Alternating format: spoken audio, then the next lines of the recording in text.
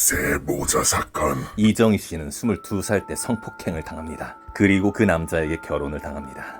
남편은 이정희 씨 몰래 수면제를 먹이고 집에서 윤락을 시킵니다. 다른 남자들을 데려와서 돈 받고 자기 와이프 몸을 팔게 했다고요. 이정희 씨의 친정집과 이 악한 남편은 그룹 섹스 멤버들이었습니다. 여기서 멤버란 뜻은 같이 약물을 먹고 그룹으로 성관계를 하고 또 그것으로 다른 사람들을 유인해서 흥분제나 수면제를 먹여 돈을 버는 수단으로 삼고 또 부인과 자식을 집에서 윤락을 시키는 것입니다. 이정희 씨에겐 아들이 둘이 있습니다. 이정희 씨의 남편은 이 아이들을 강간합니다. 당시 5살, 6살이었던 자기 아들들을요. 그리고 그 아들들을 다른 성인 남자들에게 돈을 받고 성적으로 팔아먹습니다. 다시 한번 상기시켜드리지만 이정희 씨가 결혼당해서 이런 더러운 일을 당하기 전부터 이 더러운 남편과 이정희 씨의 친정집은 그룹 섹스 멤버였습니다. 이정희 씨의 언니와 친정엄마는 이 남편을 성적으로 무척 좋아했었고요. 남편 놓고서 서로 질투하고 싸우기도 합니다. 이정희 씨의 친오빠와 올케까지 다 합세해서 친정집에서 그룹 섹스를 했다고 합니다. 이정희 씨 오빠는 술집을 운영하면서 남녀 무차별로 친정집에 데려와서 그룹 섹스를 했고요.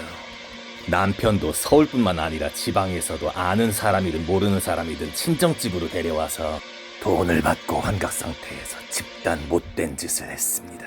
마치 교회에서 전도하듯이 이 소문난 쾌락 맛집은 새끼에 새끼를 치며 규모가 커집니다. 그리고 이정희 씨 증언에 따르면 이 소굴은 우리나라에서 상당히 큰 조직이고 큰 사업이며 전국적으로 퍼져 있고 지금도 어린아이든 어른이든 약 먹이고 윤락시키고 그러고 있답니다. 이 멤버에 한 번이라도 몸담아 보셨던 분은 아마 이거 끝까지 못 보시겠죠. 그러던 어느 날 남편은 머리를 한층 더 고단수로 씁니다. 그동안 자기가 데려왔던 쾌락 맛집 손님들을 고소해서 뒤로 돈을 뜯어내기로요. 그래서 이정희 씨는 집에서 아이들을 데리고 도망 나가서 본인과 두 아들을 성폭행한 사람 10명 정도 고소하라는 그런 지령을 받습니다. 그리고 사람들이 이것을 믿게끔 최종적으로 남편인 자기 자신을 고소하라는 명령도 드렸죠. 자기는 돈을 써서 무혐의로 나올 테니 걱정 말고 고소하라고요. 이 남편은 그 전에도 돈 써서 나온 사건들이 많다고 합니다. 지금 이 대목에서 공직사회의 무시무시한 타락이 보이셔야 합니다. 또한 그런 더러운 쾌락누리다 진짜 더러운 꼴 당할 수도 있다는 것도 보이시나요? 아동 성폭행은 살벌하게 큰 범죄입니다. 돈 주고 했다 한들 이렇게 교묘하게 고소장을 날립니다. 인생 조지는 거죠. 어쨌든 이 남편은 사람들이 믿게끔 해야 하니 도망가는 척해서 이혼 소송을 걸어놓으라고 시킵니다. 이정희 씨와 두 아들에게는 기회였습니다. 지금까지 남편의 살벌한 감시 속에서 아무데도 못 가게 잡혀 있었거든요. 지금까지 아이들은 300여 명, 이정희 씨는 1000여 명 정도의 손님을 받아왔거든요. 남편이 했던 명언 하나 소개해드리죠.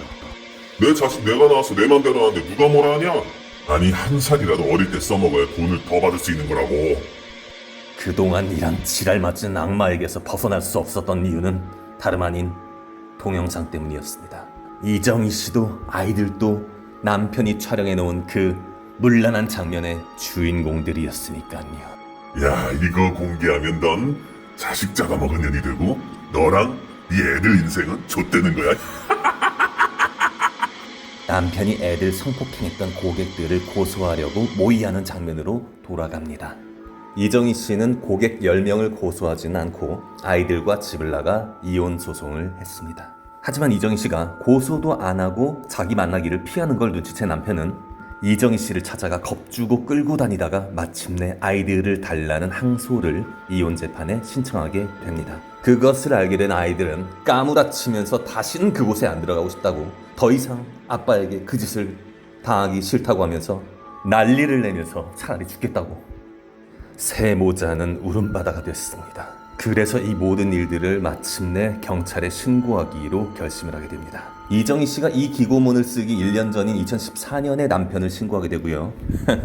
결과가 어땠는지 아십니까? 미성년자인 아이들을 컴컴한 방에 넣고 엄마도 못 들어가게 해가지고 조사를 했답니다. 형사는 무서운 표정으로 묻는 말에만 답해 라고 했고요. 이정희 씨 본인은 미친 여자, 정신병자 취급을 받았고요. 그래도 경찰을 믿으면서 20년을 벼르던 일이었으니까 국가기관이 이거를 가르마를 타줄 줄 알았나 봐요. 남편 수사 좀 해달라고 기자회견도 했었고요. 많이들 아시는 방송과 뉴스에도 나왔습니다.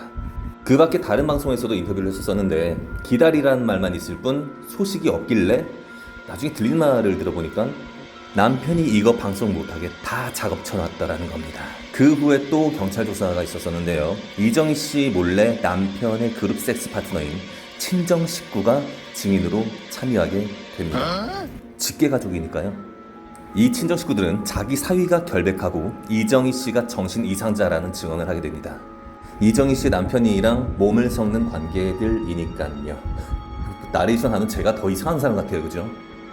경찰은 당연하듯 이정희 씨에게 아무 언급 없이 조용히 남편을 검찰에 불기소로 올립니다. 이정희 씨는 경찰서 앞에서 목을 매서라도 진실을 알리고 싶었다고 합니다. 그래서 이번엔 자신과 두 아들을 성폭행했던 손님들을 전부 고소하기로 결심합니다. 당해 기준으로 전국 8도에 흩어진 30여 명 정도의 악마들을 고소했고요. 그 이후에도 고소해야 할 사람들이 100명 넘게 남아 있었답니다. 이쯤 되면 경찰 조사가 생활이었겠죠. 경찰들 반응이 또 어땠을까요? 이정희 씨가 쓴 글 그대로 소개합니다. 지금까지도 저희는 경찰 조사를 받을 때 너무도 비참한 조사를 받습니다. 조사를 할 때 우리는 죄인이고 형사들조차도 저희를 송충이 보듯 합니다.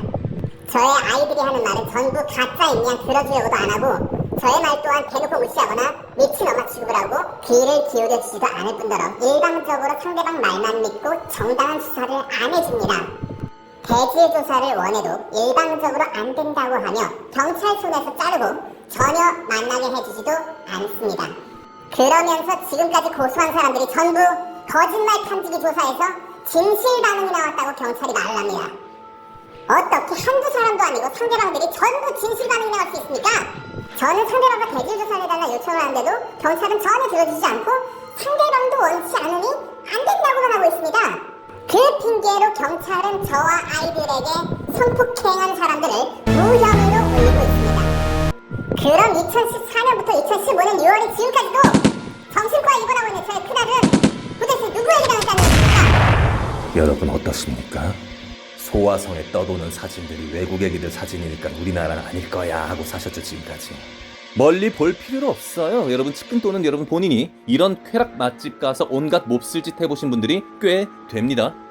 가톨릭 신부들은 말할 것도 없고 목사, 스님, 고위공무원, 언론인, 경찰, 교수, 의사, 변호사 너희들 왜 이렇게 조용하냐? 아? 너희들 왜 이렇게 조용해? 잘난 척, 거룩한 척, 정의로운 척 하던 놈들이 빙신같이 찍소리도 못하고 짜져있는 새끼들. 가증스럽고 더러운 회칠한 무덤 독살 새끼들. 여러분들이 들으신 내용은 픽션이 아닙니다. 실화입니다. 그런데 다들 침묵 중입니다. 현재 이런 쾌락 맛집들이 우리나라 팔도에 깔려있고 아이건 어른이건 섹스와 약에 절어 있습니다. 이러니 검찰공화국 만드는 게 맞죠. 군부 독재 시절 기억나십니까? 인신매매 아동 실종 뉴스가 꽤 많았죠. 지금은 인신매매가 사라진 걸까요?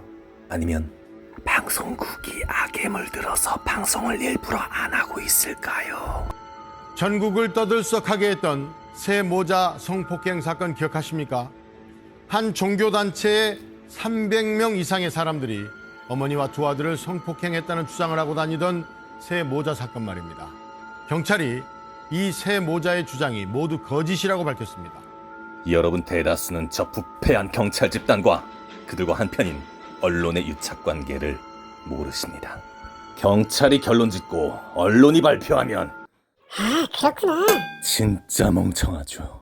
표창원 같은 좌파 범죄 전문가의 의견은 이렇습니다. 전부 한편이죠. 이제서야 뭔가 조금 깨달으신 분들 계실 겁니다. 여러분들은 그들이 꾸며놓은 문명사회 세팅 위에서 살아왔고 돈과 줄서기에 혈안이 돼 마귀에게 영성을 털려버린 95%의 대다수는 소와 성애로 아이들이 강간당해 죽어왔다 해도 침묵합니다. 구독과 좋아요 감사하고요. 이 영상을 경찰청을 비롯한 우리나라 많은 국가기관 홈페이지에 공유해 주시기 바랍니다. 공무원들 너희들 뭐하고 있니?